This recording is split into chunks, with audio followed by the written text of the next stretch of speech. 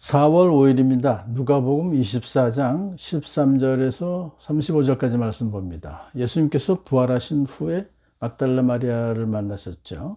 그러고 나서 어디로 가셨을까요? 엠마오라고 하는 마을, 아마 예루살렘에서 한 11km 정도 떨어지는 곳입니다. 그곳으로 가고 있던 그 예수님의 두 제자, 글로바라는 사람이었었고, 그의 아내 두 사람이 가고 있었어요. 슬픔에 잠겨서요. 그래서 방금 오늘 예루살렘에서 일어났던 일들을 서로 이야기하면서 가고 있었는데 예수님께서 이제 그들께 가까이 가셔서 함께 걸어가셨습니다. 그래서 누가 같이 이제 걸어가고 있으면 누군가 관심이 있었겠죠. 근데 평소에 예수님을 잘 알고 있었던 그 제자들인데도 예수님이신지 몰라요. 왜 그랬을까요? 그들의 눈이 가려져서 그랬어요.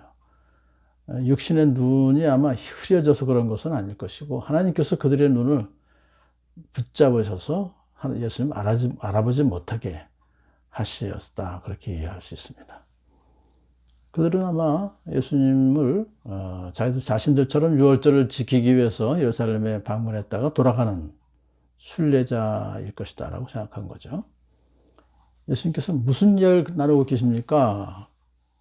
같이 이제 예루살렘에서 이제 나와서 같이 걸어가고 있는데 그런 얘기를 한 뚱딴지 같이 얘기하니까, 아니 예루살렘에 머물러 있었으면서도 이 며칠 동안 거기에서 일어난 일, 예수님의 십자가의 처형 사건, 그거 모른단 말이요? 그 무슨 일입니까? 그랬더니 이제 나사렛 예수에 관한 일입니다 하면서, 그는 하나님과 모든 백성 앞에서 행동과 말씀에 힘이 있는 예언자였습니다. 그런데 그가 죽었습니다. 그거까지 하는 거예요. 자, 그런데 그들은 예수님을 이스라엘을 구원하실 분으로 알고서 예수님께 소망을 걸고 있었어요. 그러니까 이제 이스라엘을 로마로부터 해방시킬 수 있는 그런 메시아로 그들이 이제 믿고 소망을 두었다는 거죠. 그런데 그 소망을 이루지 못하고 예수님은 로마에 의해서 십자가형에 처형당했습니다 하는 거예요. 그런데 그 예수님이 죽은 지 사흘이 되었는데 몇몇 여자들이 무덤에 가서 보니까 예수의 시신을 찾지 못하고 돌아왔다고 그래요. 그러면서 그 여자들이 하는 말이, 천사들이 예수가 살아났다 그렇게 말했다 합니다. 그 말을 들은 제자 몇 사람이, 베드로와 요한이죠, 무덤으로 가서 보니 그 여자가 말한 대로 무덤이 비어 있었는데 예수님은 보지 못했다, 그렇게까지만 얘기를 해요. 그걸 보면 이 두 제자들도 다른 사도들과 마찬가지로 예수님 부활하셨다는 사실을 믿지 못하는 거예요. 그러자 예수님이 이렇게 말씀하십니다. 어리석은 사람들입니다. 예언자들이 말한 모든 것을 믿는 마음이 그렇게도 무드니 말입니다. 참 안타깝다는 말씀하시는 거죠. 그러고서는 그리스도가 마땅히 이런 고난을 겪고서 자기 영광에 들어가야 하지 않겠습니까? 고난이 없는 영광은 없다는 거예요.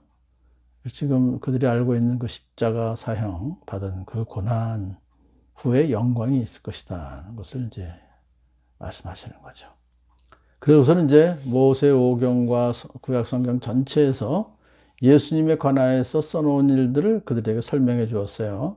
창세기 3장 15절 여자의 후손이 사단의 머리를 상할 것이다. 이사야서 53장 고난당하는 종 이야기, 또 시편 22편, 그 다음에 예레미야 31장, 스가랴 9장, 말라기 3장 1절 등 이제 예수님이 오신다는 그 구약 성경의 주제가 바로 예수 그리스도라고 하는 사실을 그렇게 이제 잘 설명하셨어요. 그러고서는 죄의 문제를 부각했어요. 그래서 그리스도의 희생적인 죽음을 통해서 죄의 문제를 해결해야 한다는 복음의 핵심을 아마 얘기하셨을 것입니다.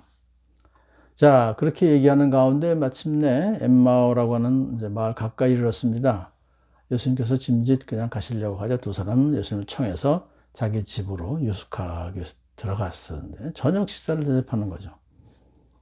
그런데 예수님께서 빵을 들어서 축복하시고 떼어서 그들에게 주셨습니다. 손님인데 어떻게 그렇게 했을 수 있을까? 근데 이게 바로 그렇게 하심으로써 예수님은 당신이 예수님의 것을 밝히신 거죠. 두 사람은 그 빵을 받아 먹으면서 예수님께서 오병이어의 기적을 베푸실 때 그 모습을 연상하였을 것입니다. 그제서야 그들의 눈이 열려서 예수님을 알아보았습니다. 역시 이것도 하나님께서 그들의 눈을 뜨게 해주셔서 그래서 이제 뚜렷하게 예수님의 모습을 알아보게 됐어요. 왜? 평소에 너무 잘 아시는 예수님이니까. 그러나 한순간에 예수님께서 사라지셨어요. 자, 이런 사건을 이제 그들이 당한 다음에, 길에서 그분이 우리에게 말씀하시고 성경을 풀이해 주실 때 우리 마음이 뜨거워지지 않았습니까? 서로 얘기하는 거예요. 이 마음이 뜨거워졌다는 것은 큰 감동이 있었다는 거예요. 하나님께서 그렇게 해 주신 거죠. 이것은 단순히 자신의 감정상의 변화가 아니라 그 이상으로 하나님의 능력을 체험한 초월적이며 신비적인 경험을 했다, 그렇게 이해할 수가 있습니다. 그들은 마음의 뜨거운 감동과 예수님이 부활하셨다는 사실을 제자들에게, 다른 제자에게 전하기 위해서는 곧바로 예루살렘으로 돌아갑니다. 너무나 기뻐서. 그들이 엠마로 가던 그 길은 슬픔과 좌절 빠져 있었던 그런 순간이었다면 다시 돌아갈 때는 기쁨과 소망을 품고 돌아갔습니다.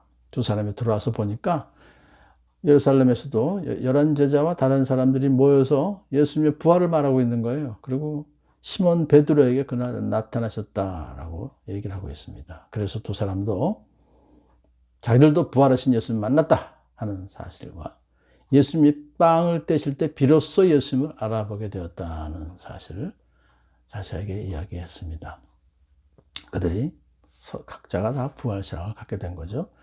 부활신앙은 우리를 절망에 내버려 두지 않습니다. 실패한 것 같은 현실을 새로운 시각으로 보게 하고 새 일을 또 시작하게 합니다.